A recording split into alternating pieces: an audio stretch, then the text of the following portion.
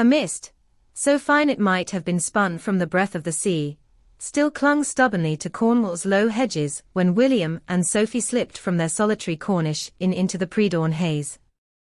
The innkeeper swore he heard only the click of soft-soled shoes and the rustle of two well-cut coats as the pair, unguarded by ceremonial protocol, and unheralded by official cars, mounted bicycles borrowed from a local family.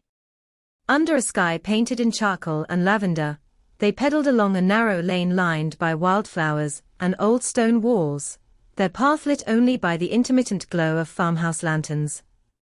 No photographers shadowed their wheels, no aides herded them toward a prescribed route. It was a moment of unguarded freedom, yet every turn of their pedals carried the quiet weight of a strategic pact. By the time the first gulls wheeled overhead, William and Sophie had reached the edge of the vineyard where they had planned to meet. Mist gave way to pale sunlight pooling among knots of grapevines pruned into gnarled sentinels. Here, beneath the cloak of dawn, they paused. William removed his cycling gloves, revealing calloused palms edged with bruises from horseback riding and fencing practice. He handed Sophie a small flask of fresh-pressed cider, its copper hue catching the early light. She accepted it with a gracious nod, the corners of her mouth lifting in a secretive smile. "To new beginnings," she murmured, before raising the flask in a silent toast, a private ceremony that neither would later acknowledge in polite society, but which resonated with the gravity of a coronation vow. Their whispered discussions that morning were at once intimate and consequential. They spoke of the Cornwall doctrine, a code word William coined for their emerging plan to broaden the monarchy's remit beyond ceremonial splendor into grassroots policy influence. He outlined proposals for a rotating schedule that would send Sophie, Edward, Anne, and perhaps even younger cousins like Eugenie and Beatrice to understudied regions, rural Wales, northern Scotland, the Midlands, to conduct discreet listening tours. Sophie scribbled notes in a slim notebook, her handwriting neat and assured: community elders panel, youth climate workshops, digital mentorship pilots. Each suggestion was a thread in a tapestry they envisioned weaving between crown and community, bridging the chasm between palace and people. As the morning deepened into a milky gold, local villagers, first curious, then quietly supportive, emerged from cottages to watch the royals pass. A retired schoolteacher slipped William a packet of homemade oatcakes. A group of teenage surfers shyly offered Sophie a battered surf wax tin, promising to lead her to the best waves. William bowed in thanks, his eyes alight with genuine appreciation. Sophie accepted the gift with a warm handshake that lingered, a simple exchange that carried more resonance than any formal investiture. These unscripted encounters, palace aides later noted in official logs, would become the blueprint for a new chapter of public engagement, one rooted in authenticity and mutual respect. By afternoon's midpoint, the pair had convened a hastily arranged roundtable under a hayloft's beams, where local entrepreneurs, health workers, and teachers gathered around rough-hewn benches. As they listened to frustrations over rural broadband gaps and mental health shortages, William leaned forward, hands clasped, absorbing every word. Sophie, her expression thoughtful, jotted down contacts and potential partners. Sources say William's question, "How can the Crown best support your solutions?" sent ripples of excitement through the room, for it signified a departure from royal visitation as mere visibility toward royal visitation as genuine partnership. Later, beneath a slender awning of sky, they sat with cider still in hand and considered the implications. Sophie spoke of leveraging her upcoming Commonwealth speaking tour to spotlight rural innovation, while William mused on the possibility of inviting local youth representatives to Buckingham for an advisory summit. Each idea carried the seed of a larger strategy, a monarchy not simply observing society's challenges, but catalyzing real-world impact.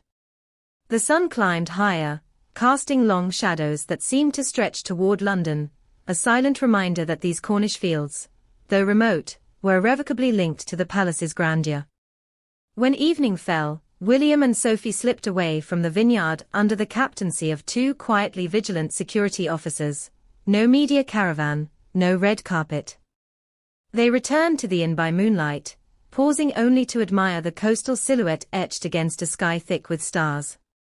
Inside, the fire in the parlor room crackled, and a low table bore steaming bowls of hearty stew, laid out by the inn's proprietress on William's whispered instructions. Though dinner was served family-style, the conversation took on the tone of a strategic conclave. They drafted a memorandum to present to Charles and Catherine, complete with timelines, risk assessments, and anticipated budgets. A sense of shared purpose filled the room, an unspoken pledge that they would carry this momentum back into the highest corridors of power. Back in London that night, the Cornish awakening triggered a cascade of activity. At Kensington, Catherine reviewed the memorandum over a secure video link, her face a mixture of pride and relief. She tapped out a succinct reply, full support. Let's move forward together, circling words in blue pen for emphasis. At Clarence House, William's private secretary arranged an urgent briefing with the King's private office, while at Buckingham, Camilla's aides negotiated messaging that would frame Sophie's expanded role not as an encroachment, but as a natural evolution of royal service. Media handlers, meanwhile, worked around the clock. The initial intern tweet that set social networks aflame was now but coordination points in a meticulously timed rollout. Official photographs, William and Sophie strolling beside vines, sharing a private laugh, were released with precise captions, Duke and Duchess of Edinburgh and Wales in Cornwall, listening tour.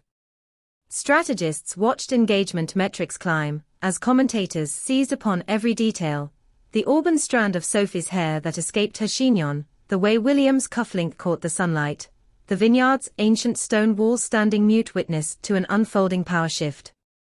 Within Parliament, the Cornwall revelations prompted whispered excitement and unease.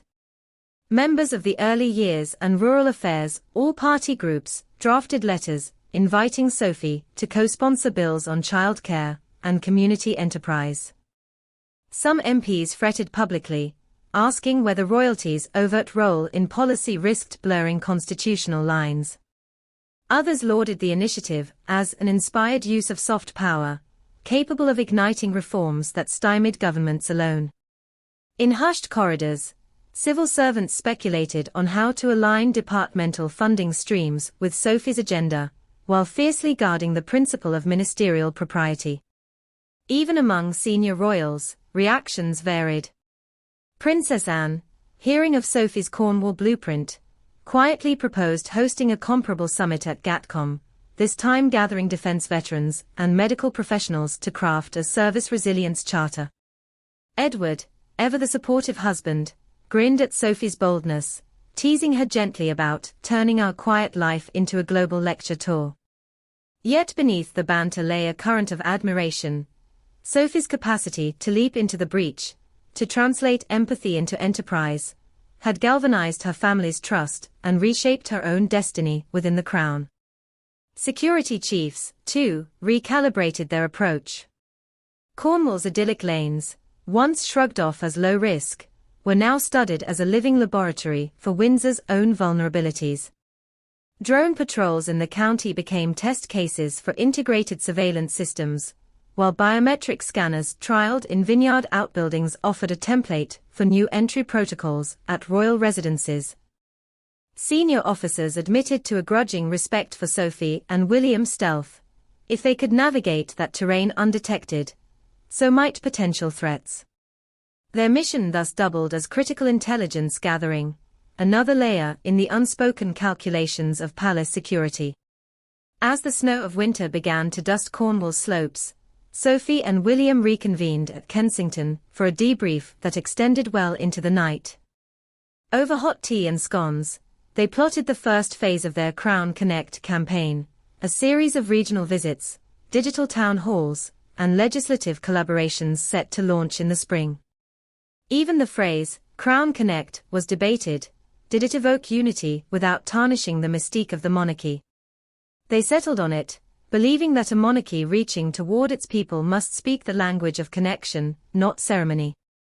But perhaps the most telling moment came when they stood before a fireplace, its hearth alight with burning logs, and acknowledged the magnitude of what they had set into motion.